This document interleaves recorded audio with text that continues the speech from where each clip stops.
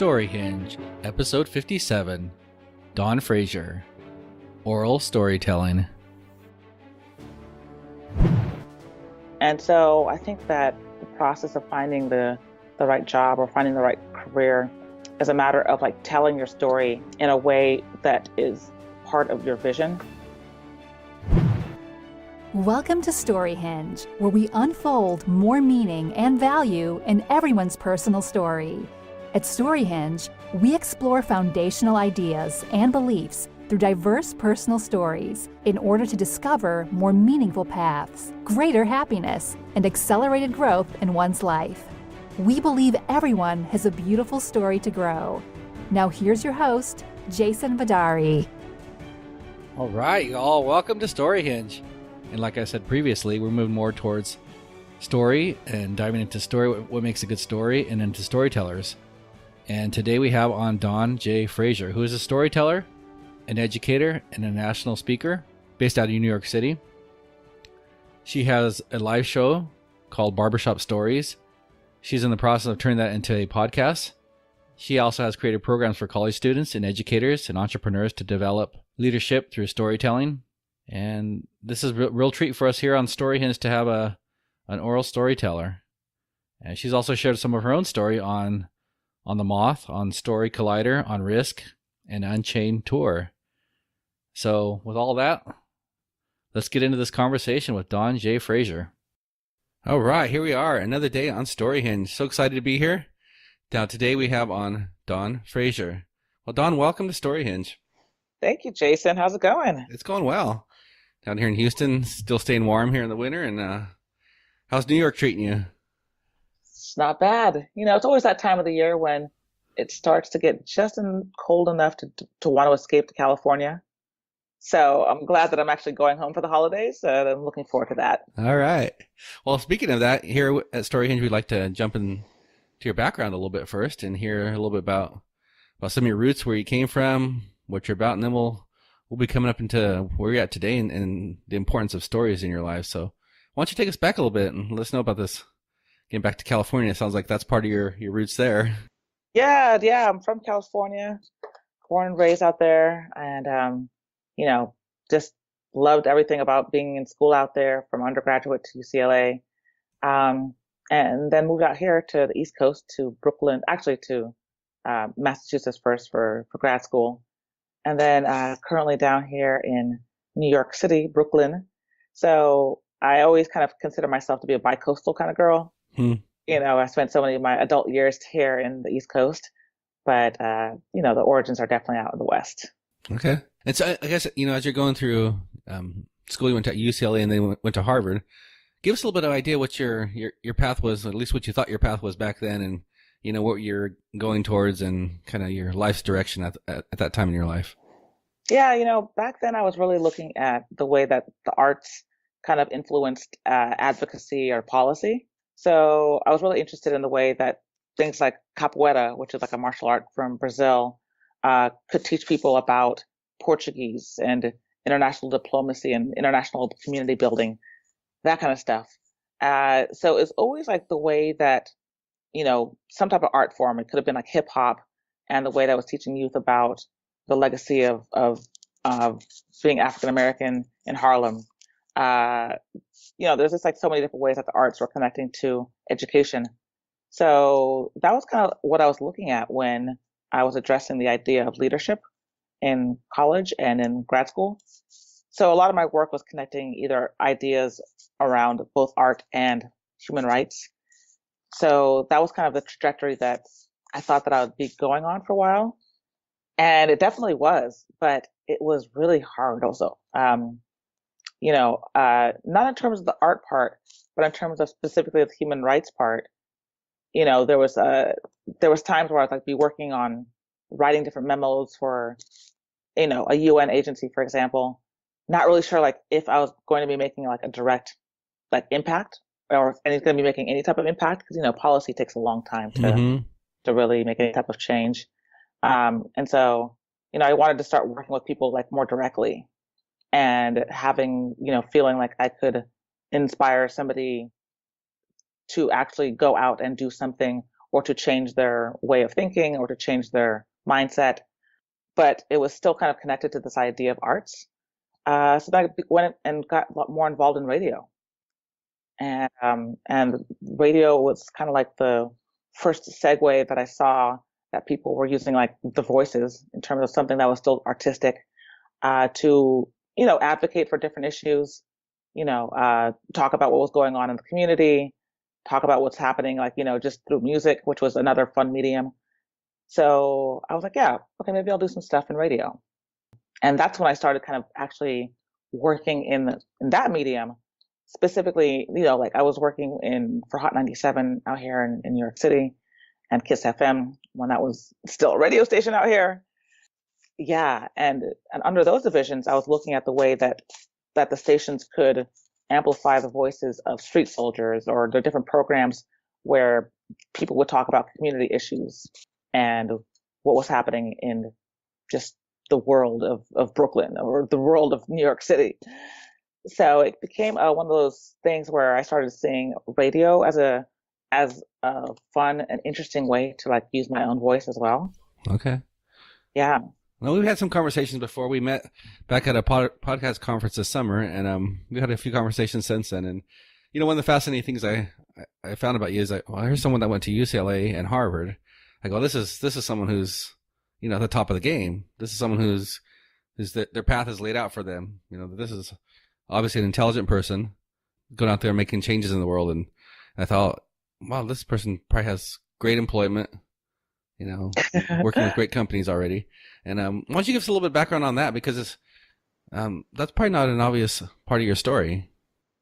Yeah, well, it's interesting because I think that you would assume that going to UCLA, going to Harvard would mean like everything would be taken care of. But I still had to figure out what exactly I wanted to do along the way.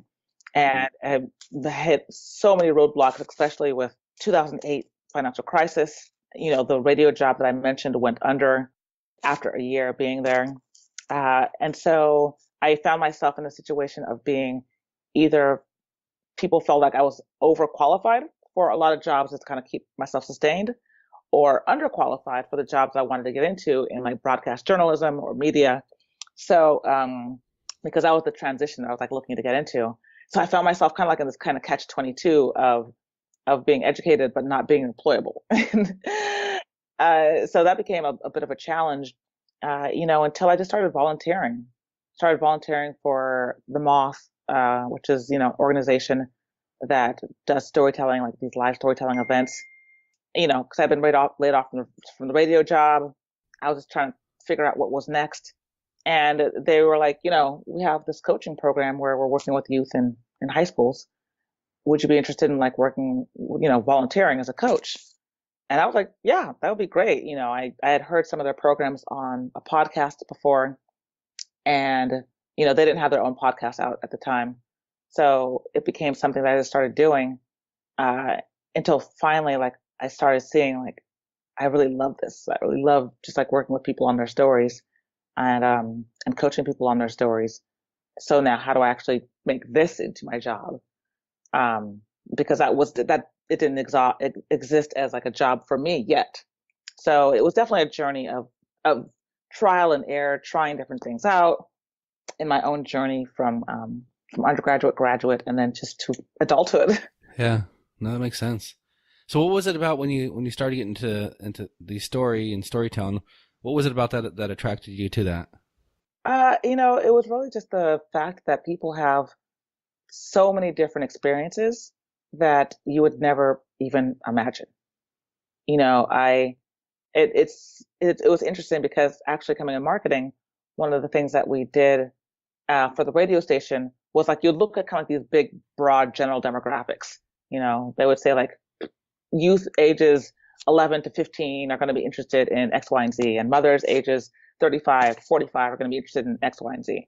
And it was very kind of like general, and it's kind of like these general assumptions about people's behaviors and habits. But then with storytelling, it was like so much more specific and so much more unique to the person that I was speaking to. And yeah, maybe this person did fit a specific demographic, but their experiences told so much more of who they were and what they were about and what they valued.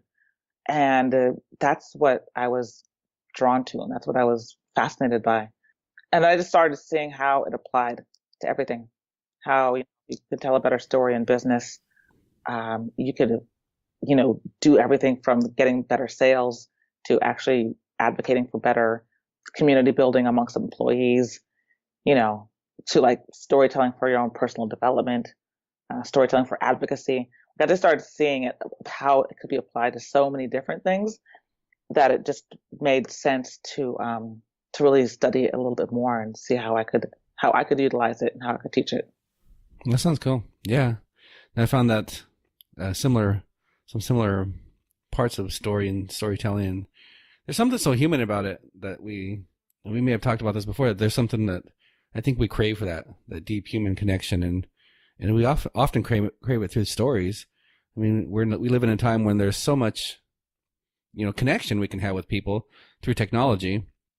Yet, tell me the difference between that and then actually hearing someone's story, or maybe perhaps even telling some of your own story, either through technology or just the difference between maybe something like Facebook or some of the other technologies we have out there versus actually sitting down with someone and sharing story.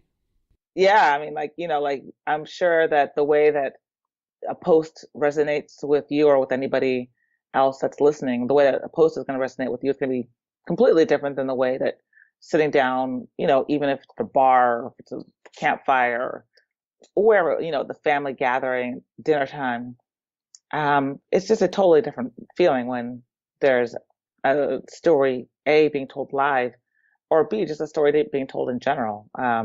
There's a different connection that you can feel through somebody's voice or through somebody's appearance and their connection to you, which is just completely different than what you would experience in a text or a post or anything like that. Yeah. And how about storytelling on a personal level for you? What did it start doing for you? And as you started getting into that media and sharing some of your own story?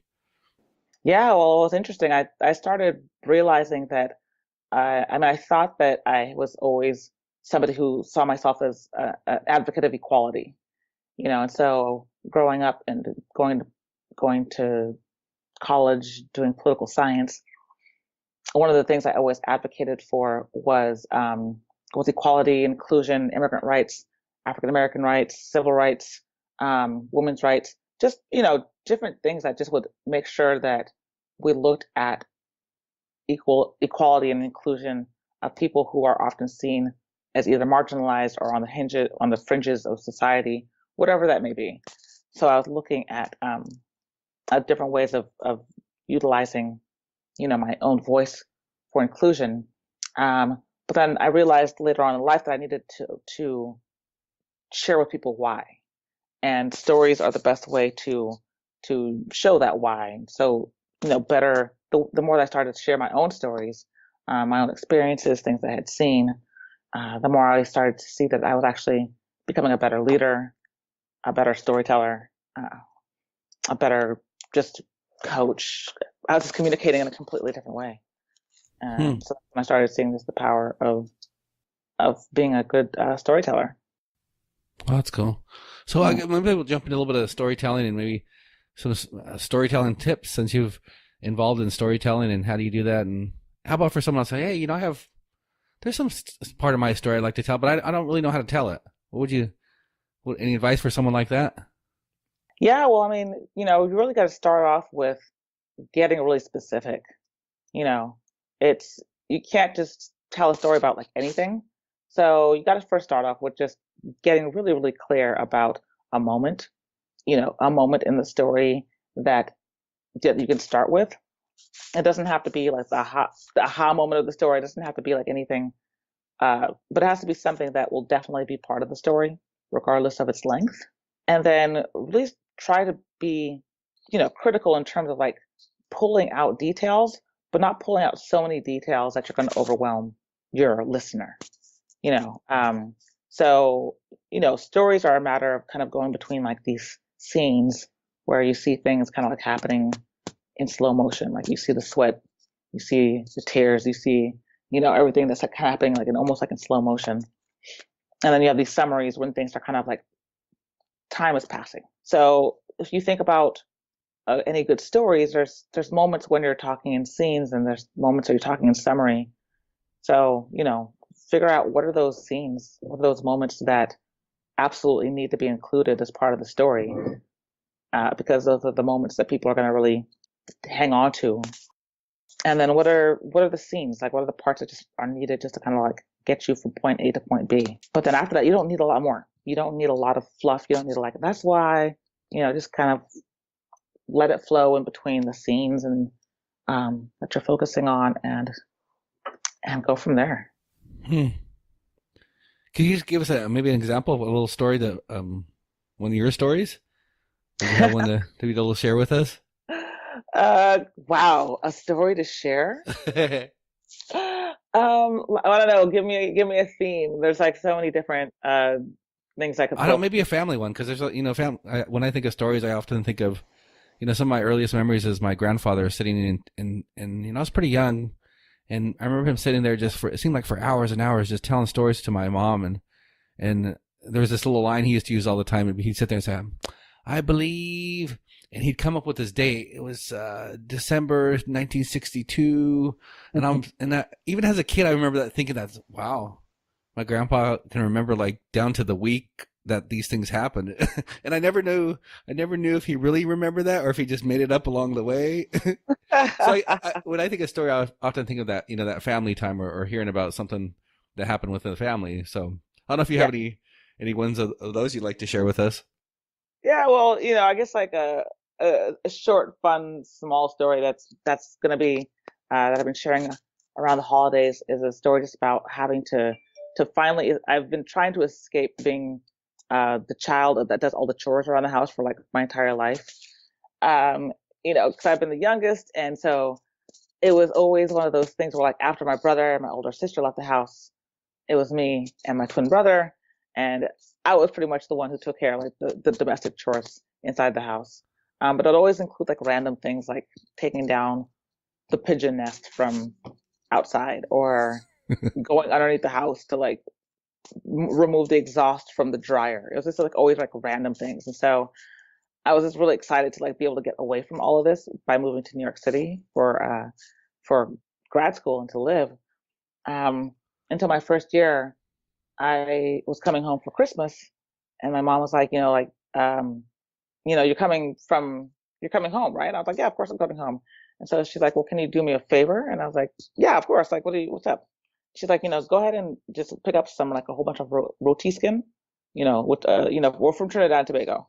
I should mention this. And so my parents came to this country through Brooklyn, and so she wanted roti skin, which are like, like basically like Mexican flour tortillas. She wanted me to bring these roti skins, about 2 pounds of pig's feet, about 4 slabs of salt fish, all this kind of stuff. She wanted me to bring all this food with me from Brooklyn to California. And I was like, Mom, like, why don't we just get the food in California? Like there's other Black people in San Jose. Like we can get this food there. She's like, no. It's from New York City. It's the best that we can get outside of the islands. Just bring the food. And I was like, okay, random chores, continuing. Okay, whatever. So I bring, the food from New York City to California, and, we have a good feast. I was like, okay, cool, whatever. The next year, I was like, all right, cool. We're like going to Trinidad for Christmas and for the holidays. And at the same time, my cousin was getting married. So I was like, awesome. I'm not going to have to like, travel with any like food, any type of randomness, because we're actually going to have a real Caribbean Christmas and a real Caribbean holiday. So I'm calling up my mom one day, and she's like, hey, you're coming to Trinidad for the holidays, right? And I was like, yeah. She's like, I need you to do me a favor. And I was like, okay, what favor do you need me to do? She's like, I need to go pick up like a 30-pound turkey, and you're going to bring it with you to Tobago. And I was like, wait, what? Like there's got to be turkeys in Trinidad and Tobago that we can get in Trinidad and Tobago. She's like, no, but the turkeys in New York City are like, they're so bigger and they're better and they're plunkier. And I was like, can I even take a turkey with me to Trinidad? Like that's like foul play, like literally. That's like that is that even legitimate? She's like, of course, like don't worry about it. And I was like, oh my gosh. So I go down to the Pathmark, I pick up this turkey, I deep freeze it, I put it in the freezer, and I stick it in my like backpack as like a carry-on, because I can't check this turkey. And so I have to go from like New York City to Miami and from Miami to Trinidad. And I'm finally like, it's like 10 hours later and I'm like going through customs. This turkey is like dripping, like it's done. It's like, it's already like totally defrosted. And like these people are like looking at me. He's like, okay, you have anything to declare, madam? And I was like, no. And they just kind of like look at me, and I just kind of like walk by and they don't say anything. So I'm like, okay, so I'm in the clear. And I'm like, okay, awesome. Thank God I'm in the clear. Let me just get this turkey to my family. Like, totally thinking like, okay, I'm finally just there. And so, but I still have to drive a couple hours, about 2 hours to Charlottesville, which is in the top tip of Charlottesville, Tobago. I finally get there and I was like, okay, mom, auntie, everybody, I have this turkey. It's here, and they're like, oh, thank God you got the turkey, and they put it in this deep freezer. And I'm totally thinking like, like this is it, and she's like, I'm so glad it's here because, your uncle, he came with the ham and your sister, she came with the wedding cake and everyone else came with all this other stuff. And I was like, wait, what? Everyone else came with food too? Like everybody had come with all this kind of food. And it was in that moment that I realized that these weren't random chores. These are just things that you do like as a Trinidadian. It just happens. That's cool. That's like, I can feel like that's like a connection to your family from that story. Yeah, totally. So there's so many stories about family and the islands, and there's. No, that's cool. I was gonna say, I guess what is the result when you share stories like that, or have you seen, or even in other people when they share a personal story like that? It really depends. I mean, sometimes people, if they connect with the story, there's other things that are sparking up memories for them. They're thinking about times when they've had to do random chores for their parents, or they're thinking about the best turkey that they've had. Like you just never know, like what else, other kind of experiences are popping up for other people. So it's always interesting to see like why people connect to a certain part of the story. Maybe somebody else is Trinidadian and they know what it's like to have to like travel with food. There's always other things that people connect with in people's stories. So it's always just fun to share them. All right. Well, Don, I want to come to, I guess, more of the work that you're doing today and what you're involved in. You mentioned, coming through radio and I guess getting more in this audio area, and you've had barbershop stories going on, and you have some other works. Why don't you bring us up to speed what's going on now and what you're involved in? Yeah, so now I'm definitely like, I'm working on some new episodes for the Barbershop Stories podcast. Why don't you tell us what that is? What is that Barbershop Stories podcast, and where'd that come from, and what is that about? Sure. So Barbershop Stories is a show that I started about 5 years ago in 2012, where we go into barbershops and hair salons around New York City, and people sit down and we are just basically telling stories. It's 4 storytellers, a musician, and a poet, and about 50 people crammed into these barbershops. Depending on how big of a size each shop is. But it's usually a good fun sized crowd, and everything happens in there. I mean, sometimes it's somebody who I'm actually selecting to tell a specific story for the night. Sometimes I might just be bantering back and forth with a barber or somebody in the shop. Sometimes people come in off the street, have no idea what's going on. They suddenly become part of the show. Audience members can sit down and get their hair done. The headliner's getting their hair done. So it's basically the barbershop as it typically functions, with a show happening like in the background. So it's a lot of fun, and we decided to take some of the top content from both the live show and then, following it up with an interview about some of the stories. So now we have both like this the show, the Barbershop Stories podcast, which consists of stories from the live show as well as interviews, behind the scene interviews afterwards with the storytellers from a studio. So Okay. that's what we're in the process of launching. All right. And it's in the process. It's about to come out. So when might we expect that? I'm just curious on my own. It's when I can start listening to some of this. Yeah, December 2017. Okay. Just around the corner then, huh? Okay. Is there any other things that I know you do some coaching on storytelling as well. Is there other things that you're involved in? Yeah, definitely. So I'm just opened the doors for a course that I'm now teaching online for people who are interested in learning how to tell better speeches, develop better speeches. So one of the things that I did a couple of years ago was a TED Talk. And a lot of what I learned from doing that talk was how much your story mattered, not only in the development of your application, but also in the actual telling of your speech. Afterwards, a lot of people came up to me and were interested in how to actually apply for TEDx or for the TED that I did, or for any other type of interesting or important event. So I put together this program where I break down basically everything from this is how you develop your story. This is how your story can be applied to your speech in terms of, your main takeaway, which is kind of the main difference between a story that you would hear just for fun or casual or at a storytelling show versus a story for a direct call to action or a speech.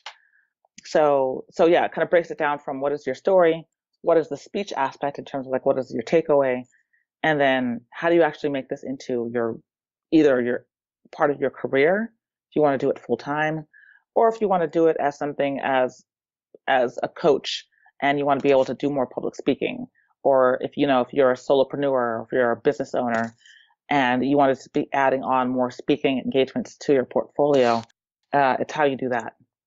So the doors are finally open to that. That's called Story to Speech. Yeah, I take people 6 weeks. We have a private Facebook group and a opportunity for coaching through that program. And we're about to open the doors for that as well in a couple of weeks. So storytospeech.com. And how can people get connected with you for your podcast or the story speeches, or someplace that people can find you? Yeah, I mean, so there's going to be all these kind of great offerings coming up in this next year. So donjfraser.com, and then there's going to be a section just of all different kinds of courses. People can take live courses for storytelling, mostly in New York City, but I'll be doing them in different places around the nation. So live storytelling classes, online storytelling classes, as well as online story to speech classes. But all that will be under, as well as barbershop stories, and everything that I'm doing will be under donjfraser.com. Okay. We'll make sure we have that link out there for people, donjfraser.com. Well, Don, that's been, I've really enjoyed all our conversations we've had. One thing I want to hit on here is that, for someone maybe on an earlier path than where you're at today, and they're kind of out there looking, saying, not quite sure where I'm headed. And maybe they were on a similar path like you were. They went to college, but they're still kind of filling out there, trying to figure out what to do next. Would you have any advice for someone like that and how to take those next steps? Yeah, I mean, I would say the best thing that you can do is just kind of follow your gut and intuition, which sounds cliche, but at the same time, I think that what happened with part of my own journey was once I started transitioning out of direct human rights into media and entertainment, it just seemed like something that felt right, because one felt a little bit too heavy and the other one felt like it might be the right blend and mix for me. But even when I tried that, it wasn't quite yet right until it was. And so I think that the process of finding the right job or finding the right career is a matter of telling your story in a way that is part of your vision. So, like I used to do this, like, and then I realized and then I realized why, which made me think, okay, now I should probably try Z. So, we're constantly like living a story. So, if you haven't quite figured out where you want to land, that's fine because, your story is never complete and your story is always complete, it's kind of two in the same thing, but keep on trying things out because there's going to be different parts of your own journey, part of your own stories, when it sticks and when it does finally feel right. And then when it doesn't, that just means that your story continues, your narrative continues, your life continues. Um, but at some point in time, if you just follow your gut and you follow that instinct, it will land you somewhere. Wow, I agree with that. I think one of the fascinating things I found in talking with all through my interviews and all these different people and their stories is how unique they are in the journeys that we take. But I have found no one that has like a linear path that went from, okay, I had this idea when I was in high school and I went through it in college and it just all laid out, and I have yet to find that person. It's always been, no, I was going this way, then direction changed and I discovered this, or this happened and now I went here and now I'm there. And one of the things people often say as they look back is, it doesn't make sense until you look back and you can see the connection of all the dots. That's so true. Oh, how that made sense there. Oh, now this makes sense here, and that's why I'm at where I'm at today. And those pieces of the puzzle fit together now. Exactly. So as you look back, I mean, is there a common thread or common theme to your work and what you're doing? And I guess, do you see some of that connection of the dots as you look back? Yeah, and like I'm also learning to do more of that my own self, not only in terms as it relates to just telling my story, but also as I map out my own kind of strategic plan for the year, or for the next, I probably won't strategically plan more than a year, or like 6 months, if anything. But I started realizing that the more that I think of my own life as a story, I can kind of think about, okay, today here's where I'm at. Where do I want to be in 6 months? So how do I kind of build my story backward from where I want to be? So I'm just starting to see how I can apply these different principles. So I can say, like, okay, if I want to reach the goal of a certain number of pounds lost, or to run this marathon by next September, I need to sign up now and get the coach by this month, and I need to start doing this number of miles. So I've started actually looking at ways I can build my own life and my own strategy based off of some of the things I've learned about story and story structure. Huh. So yeah, some of the things I've been trying to work on my own as well. Oh, that's cool. I love it when I get to this point in the interview, and my mind's starting to go, and I'm starting to think about more things, and so you got me charged up here. I'm like, okay, I can do this. I have to think about story more in my own life. Well, I guess as we're wrapping up here, is there any last thing you'd like to share with our audience and in terms of helping them along their way and helping them develop their own story? Yeah, no, I think that if you just start to tell your story just a lot more, there's a lot of ways that people can now get involved in storytelling, and a lot of major cities are open mics. If you're not in a major city, or if you have time, if you have like a lot of children, like some people, find a loving person that will be willing to like hear your story. If you don't have somebody like right away, most people have like a smartphone with a digital audio recorder. But however you do it, just get out there and start to share your story more, and you'll start to see and get a sense of like, does it sound right? Does it feel right? There's so many different things that I can that if people are really interested, I can teach them specifically about finding like the beats of your story in terms of like your intro and your spark and your inciting your crisis of your story and your aha, and then your some type of resolution. There's all kinds of different things that you can look at also in terms of structure. So if people are really interested in really getting gritty into what is the structure of my story and how do I tell it, then, definitely be in touch, because I would love to work with more people, hear more stories, coach more stories, and continue just like to inspire as many people to do so as I can. So yeah, definitely just try and tell your story in any way possible, because you'll start to get a better ear for how they sound and how you're sounding. Mm-hmm. And, and you'll start to see how it can affect all different parts of your life. As you're sharing that, I'm thinking about how about hard parts of your own story? What do you do with those? I mean, my thought is that there's value in sharing that, and maybe you're not ready to share it openly, but maybe even just writing it down to yourself and working through some of those challenging parts of your own life or your own story. What's your thoughts on that, on the harder parts of your own story? Yeah, well, one of the things that I always kind of suggest for people is that they make sure that they've healed from whatever they need to heal from before actually telling it, because there's a difference between the objective of telling a good story and the objective of therapy. Mm-hmm. If you're the one who's telling a story, and whatever your intention is for that story, you want to leave your listener on a high ground, on some type of good place. So you first want to make sure that you've healed from it, because you don't want to get up there and make not only yourself feel uncomfortable telling the story, but also your listeners. Yeah. I can see that, as you mentioned the way you said that. Yeah. Okay. So one of the things that one of my mentors one day, he told me that the best storytellers tell stories in terms of emotional stories. Mm-hmm. They tell them from their scars and not their wounds.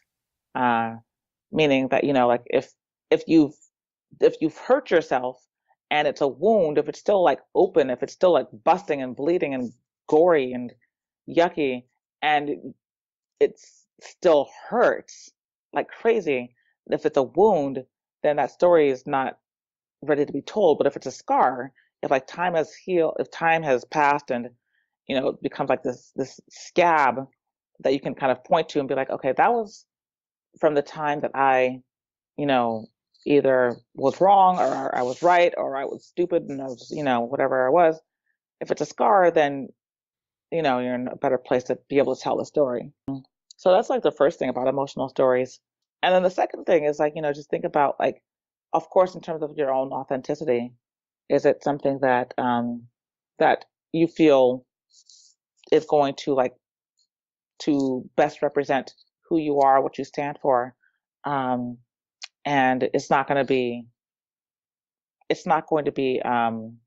uncomfortable for you to share that part of yourself, So there's a line in authenticity about, of being yourself, but also like understanding and knowing that this is in the world now. It's like, what people might know about you or your story. And ironically, the more that you share about yourself, the more that people will connect with you. So if you're scared about sharing something, it might be a good sign, but just make sure that you just kind of have healed from it, and that you're willing and ready to share it, maybe first with a loved one before sharing it with others. All right. Well, I know I feel definitely more inspired, and I've been very much involved in story lately, but I'm still more inspired now with this conversation to share more of my own story and to develop a little bit more and to help others share theirs as well. So Dawn, I want to thank you for spending time with us here on StoryHinge. Of course, it was great speaking with you. All right. Well, thank you again all for sharing with us here at StoryHinge. Thank you to Dawn for taking the time to be with us and share some of her story and some of her insights on story. Again, if you want to reach Dawn, you can find her at dawnjfraser.com, and I'll have that link on the show notes and on the website as well. Hope everyone's having a great week out there. I want to encourage you to keep examining your own story. Examine it in different ways, and thinking about it yourself. I have found that writing parts of your story down is pretty instrumental in helping you to record and to recall different details that might not just come to mind right away. Keep up the story creation, and we will catch you next week. Thank you for sharing with us at StoryHinge. We hope this time together has added more goodness to your journey. Until next time, Onward and upward, and may your own story continue to grow more beautiful.